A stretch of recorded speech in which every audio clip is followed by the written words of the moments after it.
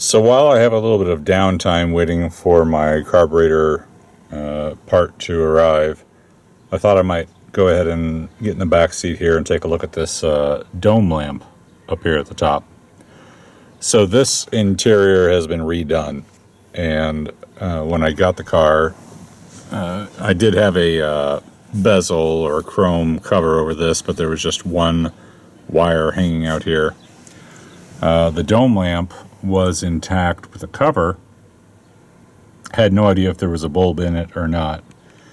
And I thought I would go ahead and start trying to see if I could reactivate or find some functionality to the dome lamp.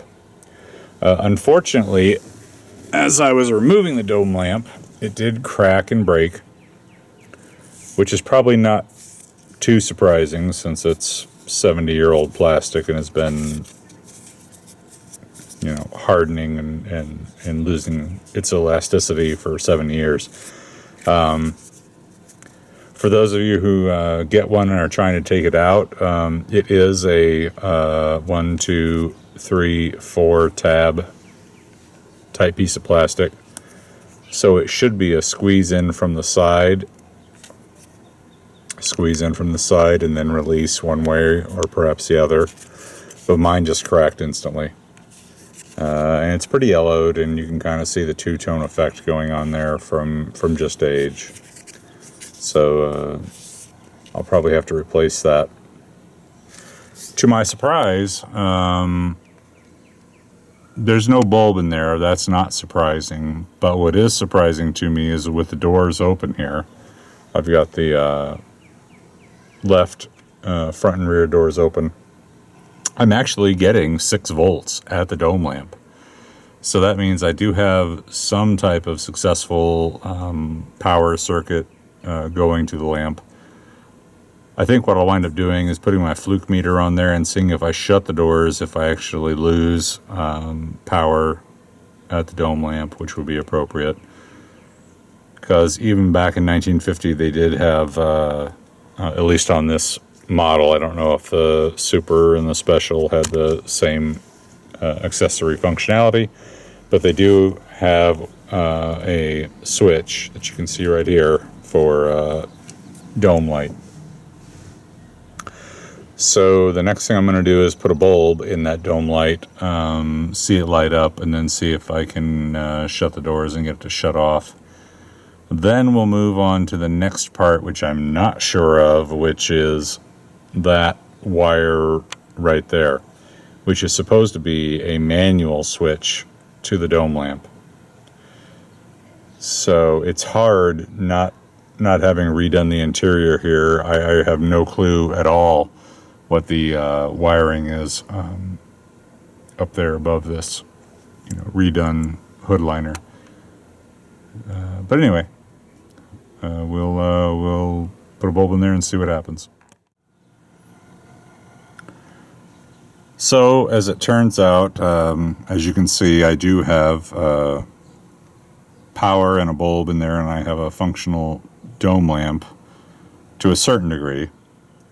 So, the door jamb switches, like that one right there,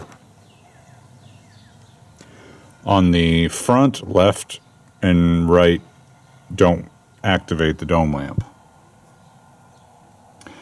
I'm about to press the left rear switch to the door, and as you can see, it does what it's supposed to do, which is turn the dome lamp off and on. And the right door works as well. I should say right rear door works as well. So we do have some level of door functionality going on here. So my next steps will be to try to figure out how to manually wire this guy right here, which does have power to it, to try to find out how to make a manual switch work with it. Because unfortunately, there's no other wires coming out of here. I've put my finger in there. I looked around. I'm missing some wire that I think I need to make a manual switch work. So I may wind up taking out this switch here to get access to the interior of this pillar and see what other wiring might be needed. We'll have to check it out here.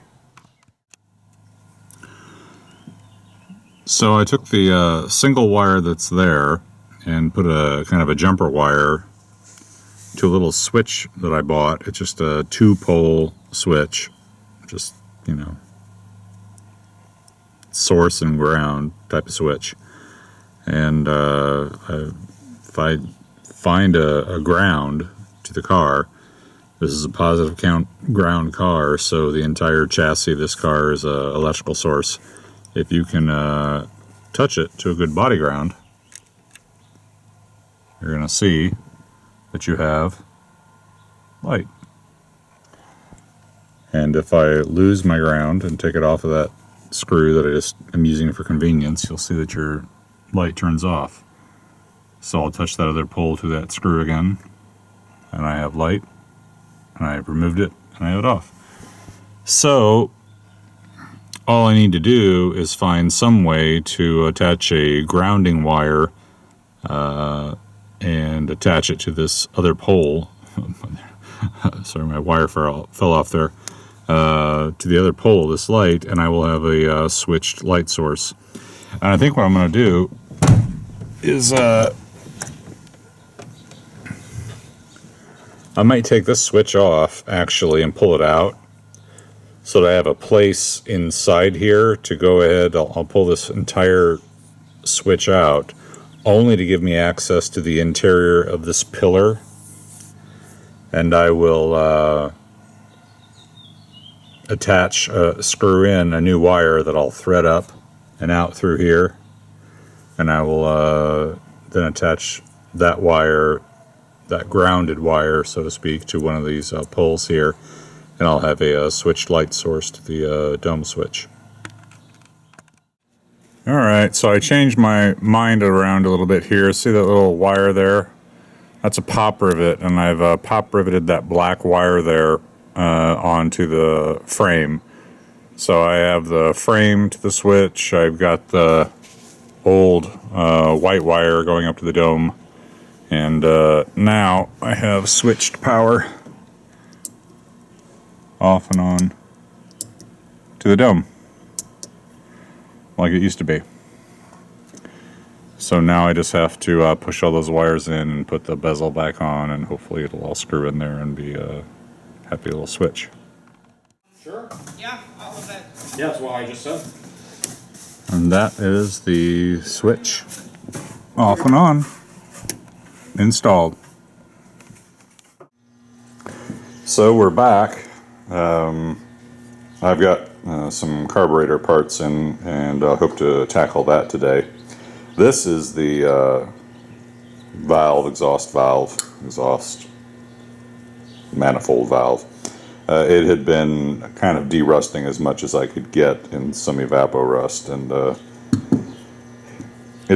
lighting isn't super good here, but this surface here, this is the bottom part of the manifold where it actually attaches to the exhaust pipe. Pretty rusted. I'm going to go ahead, I've got a tile, I'll show that here in a minute. I'm going to put some sandpaper on it. My son actually showed me that trick. He's got some tile around here that he keeps just for making a really flat surface to put some sandpaper down on, and you can scour something pretty flat. I will show the actual exhaust right down there, and it's fairly rusted. I've been going round and round and round as much as I can with a wire brush there, just trying to clean that up, but I think that I'm actually going to try to see if I can't find a gasket for it, and try to use a gasket as a little intermediary there to give me a little bit better of a seal. And I may wind up putting some washers on the underside of that exhaust flange here. You know, it's loose on there. It will snug up and pull up, and I can get a little harder pull, so to speak, if I have some washers on there. There's a little bit of There's a little bit of play here in the exhaust, so it's not, you know, it's not pulling down terribly hard on the manifold valve itself. So I think that that'll be adequate. Certainly won't be any worse than it was before, and hopefully with a gasket material on there. I may even use some exhaust sealant. There's a kind of a putty cream that you can use on there to even give you a little bit better seal. I might do that as well. So as I start to sand away, you can kind of begin to see the shiny high points here are coming down, but right here on the outside, where I thought I saw some leaking, there's really not a lot of good material left over here. Pretty pitted and pretty corroded just from sitting in that flange that does tend to hold and accumulate water. I may even drill a couple of drain holes in that flange, although with the hood on it and it not being in the rain, I really don't see that there should be a lot of water accumulating in there. I may not do that, but who knows how the car was sitting before I got it. It may have been sitting there with water sitting in that flange, kind of like a cup. So I'm going to keep sanding on this kind of glass flat flooring bathroom shower tile. It's completely flat. It does a pretty good, gives you a pretty good surface. And I'll see if I can't bring this back down to a little flatter with some better metal to seal with along the side here. Well, we're at least getting there. Still a little ways to go. Pretty pitted, pretty low on that one side. And that's certainly a lot better. I at least have some flat metal here on this part. You know, the exhaust is not, it's not a flat mating surface, it's an approximation. So this is certainly at least more true to what it should be. And it probably will do a little better job of squeezing up and tightening up against the exhaust. Certainly if I have a gasket on there as well. So I'm pleased with that. And it goes without saying, this is kind of a blocky part. It doesn't look like much, but this is very expensive to replace. If you were to drop this and crack it while you were working with it or holding it in your hands, it's going to be over $500 to replace this part here. Even if you were going to delete it, like seal this off, you'd still probably have to have the body at a minimum, and you're just not going to get one of these very easily. It may even be a different size than what was on the Super or the Special. I don't know. So use a little bit of care when you're holding it, and I'm going to tell myself to do that as well. And I may clean that surface up on the top there, but that was the upper surface, and of course it just doesn't get the standing water in the same abuse that the bottom does. So I'm going ahead and cleaning up this other surface that mounts right up against to the manifold. It is fairly pitted, as you can see right there. This would be at the top when it's installed on the car. So while I have it off, there is a gasket that comes with this that'll probably take care of any of the slop that I don't get, but I'm still going to go ahead and clean up these surfaces and flatten them out a little bit to help the gasket out as much as I can. Okay, so we've got our heat riser / exhaust manifold valve kind of cleaned up in all the mating surfaces. I even had to, there's a pilot ring that helps line up this to the exhaust manifold, and I had to kind of make a new one out of some exhaust pipe that I had lying around here. I did weld it, but it came apart. I don't think I even need to have it on there. I'm going to break that off and just have the ring. It's quite tight in there, even without being a perfect circle. This is the old pilot ring, and it was actually broken in 2 places when I took it off. So anyway, I think this will be an improvement. Here's my bag of old bolts, which I'm going to go run through the wire wheel and clean those up. We'll wind up chasing these threads out in here and in the exhaust manifold on the car with taps, dies, and make sure that we actually have the correct bolts for everything, because it really wasn't installed completely tight.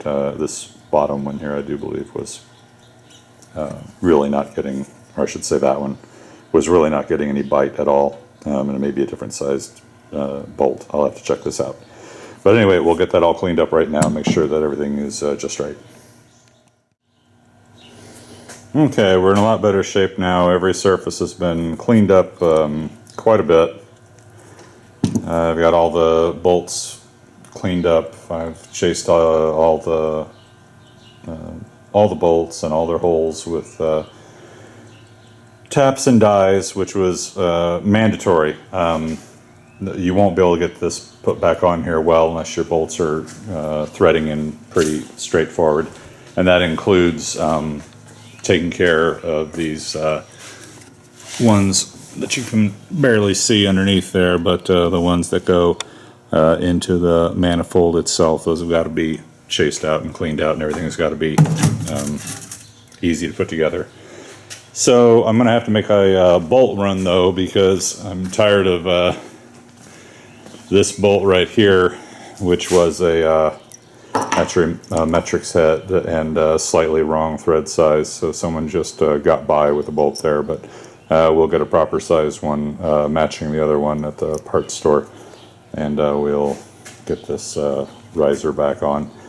I'll also wind up lubricating the valve considerably with like a graphite, a dry lubricant, to keep it from sticking. So we're getting closer, but parts run is required. Okay, I've got everything cleaned up and degreased. I went ahead and put some dry graphite lubricant, all over that stem that runs through here, and lubricated up the spring on the other side. So sandpapered off a little bit on the inside here too. Just there's a couple of snags on the side walls of this where the valve can rub up against it. There's a little bit of play. I don't know if it'll show very well in the video. You see that play left to right here in the stem. That's fine and that's good. But when it goes all the way over to one side, it can kind of catch on the side of the heat riser manifold valve. So another modification I did just now was I don't know how well it's going to show up here, but see that little hole that I just put? I drilled that hole right there in that armature. I noticed that there's not, if I decide to like close this off, and this would be, get my orientation right for everybody here. So this would be the engine side, the intake side, the manifold side, and this is kind of facing you from the side of the car. This is closed.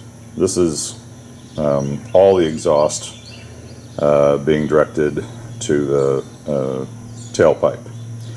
I really do think that when I took this off, that it was kind of more in, like, let's say this position here, partially closed, partially open, and I felt the carburetor before when I've had it out running. It gets plenty warm, plenty warm.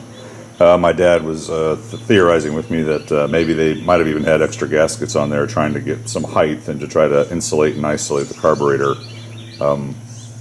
off of, not here, I'm sorry, it's not where the carburetor attaches, but in a previous video where the carburetor was attached, there was 4 gaskets up there trying to just get height off of it here. So this may have also contributed to some overheating or boiling gas, or just poor carburation if this valve is left open and we have too much hot exhaust gas heating up the carburetor. So, long way of saying, I put that hole right in there so I could potentially hook a spring right here and hook the other end to the tab that comes off of here, and actually have this in the permanently sprung closed position. It's the middle of summer, 95 degrees here, so we don't need any additional heating of the carburetor, that's for sure. So yeah, that's what I'm going to do with that. Probably wind up tying that off, springing that closed, or playing around with the spring combination on it. I don't know, to favor being closed. We can even do that later. I'd be curious to see when the car does warm up what the action of that spring is. Does it really relax? Does this ever really close? I don't know, but it's operating pretty smoothly.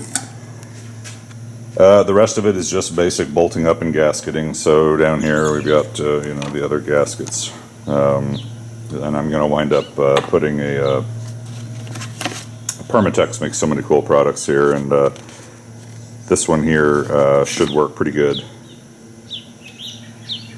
for trying to give me a little bit of extra sealing on those gasket surfaces. So I'll go ahead and dress these gaskets up. These surfaces of metal are pretty pitted. I probably need a little bit of extra help. It wasn't real bad before, believe it or not, but I'm just, while I'm in here and doing it, hope I remember to put my pilot ring back in here when I'm mating everything up.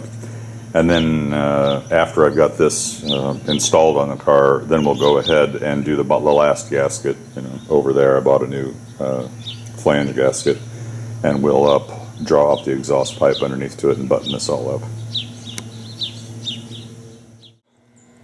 Okay, so situation update. There's been some things that have gone wrong before me, and I'm going to have to rectify them. I'll kind of go over this briefly, but so this bottom bolt that was barely in when I took it apart was confirmed as stripped. So that is why it was barely in, and it had just been left there because it was easier to maybe just leave it there with maybe a tiny bit of tension on it. Not sure. In addition, the threads for the bolt that went through here, I do believe were helicoiled or had some other type of repair done to them, and this bolt goes into the manifold, or manifold. And I do believe also that odd bolt that was a different metric size or metric head that threads into here was also a stripped bolt as well. So I just kind of was quite disgusted as I tried very, very painfully to get all these bolts aligned, only to find that probably I'd say 3 of them are garbage. So the drama for today will be to tap and rethread the holes. At least probably I think I want to do this just to be consistent. I may do these 2 here, one size bigger.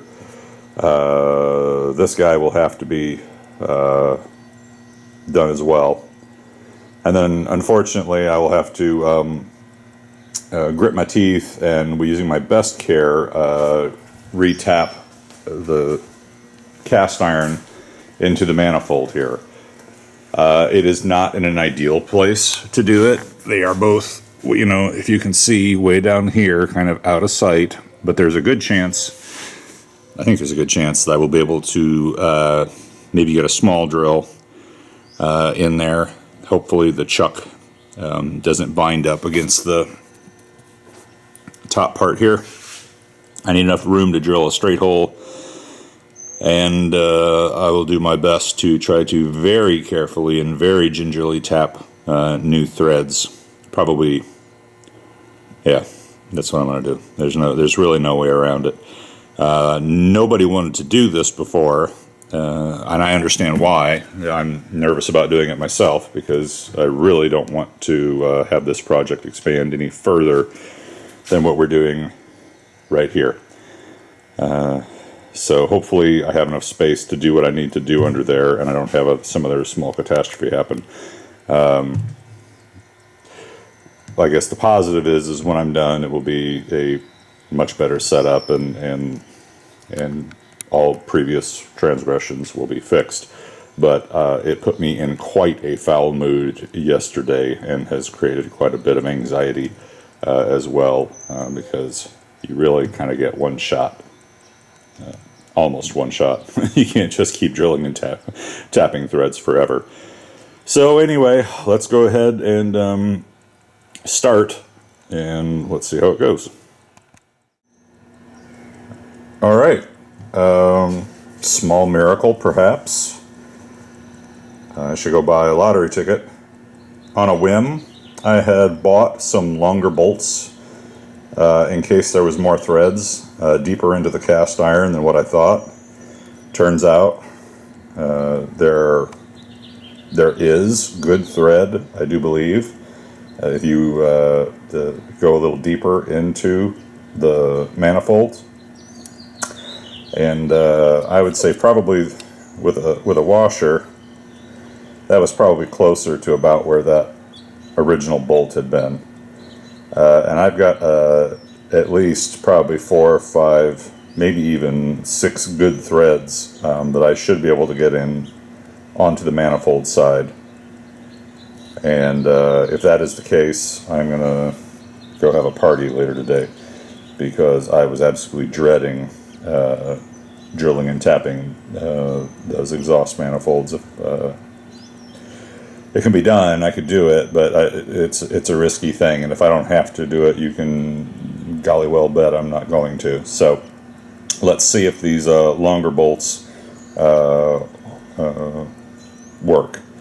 And this bottom one here may even be the same case here, because these shorter bolts here just barely get in to this hole here, and there's actually a generous amount of casting behind here with deeper thread. So it may just be that longer bolts will save my bacon today.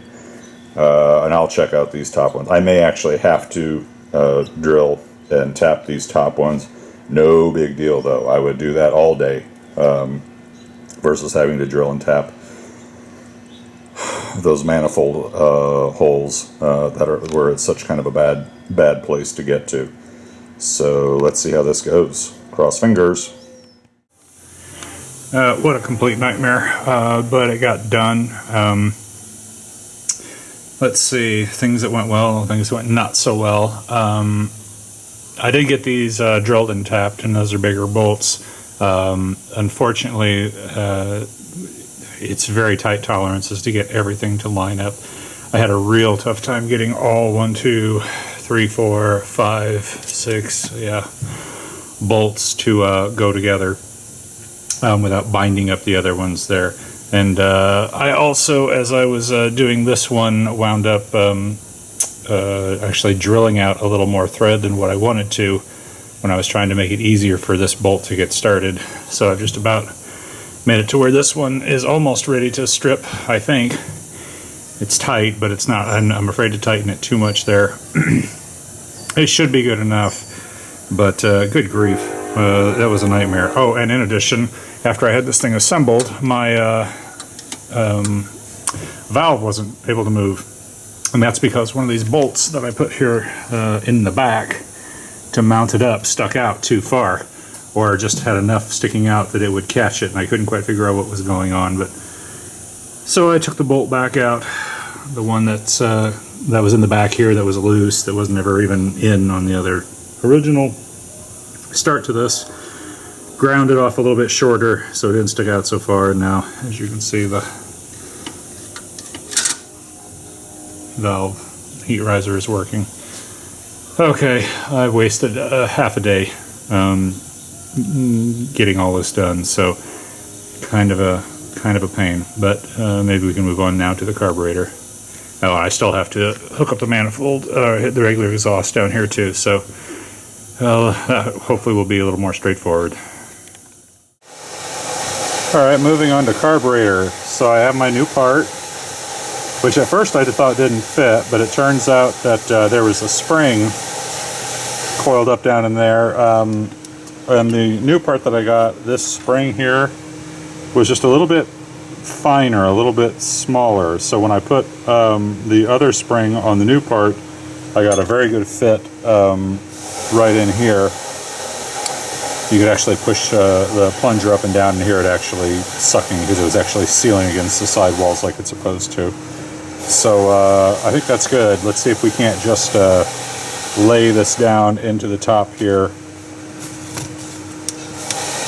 And as you can see, I've already got it hooked up, or it was hooked up there. I can put a cotter pin on it there, and we'll get that all nicely assembled without having to bend this.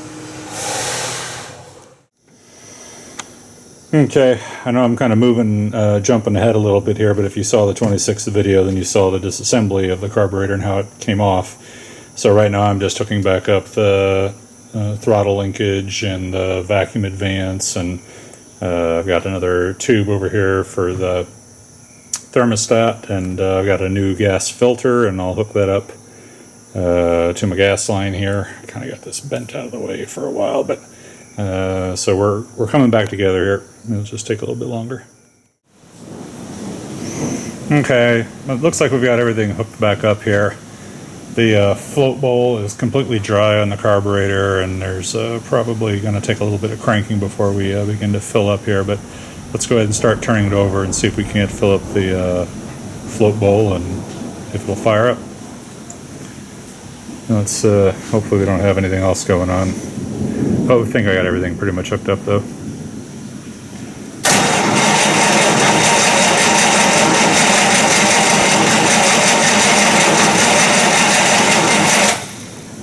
I got a little bit of a leak. I saw some gas come right out there, so I'm going to have to take care of that.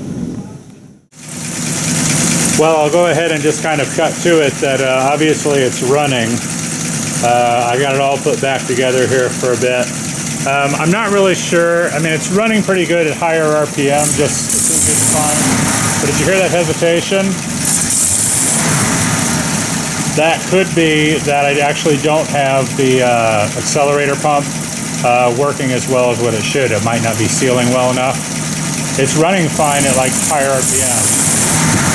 That's better than it's ever run, so that's probably a carburetor win to a degree that we don't have the accelerator pump. But it's idling well, it's running well, it started right up once it actually had fuel in the float bowl. So I'm pretty pleased with that. I think I'm gonna, the only down that you didn't get to see, I was kind of alarmed at first.